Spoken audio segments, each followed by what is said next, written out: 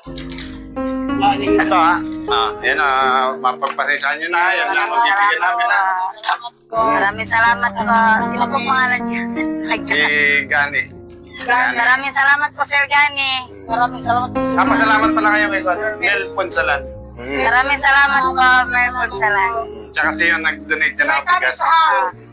Ay, kakay ko sa kam saan, balik. So, sunod na lang. Sabihin mo sa kanya. Susunod. Naman kami ko na ito eh. Balik ko naman.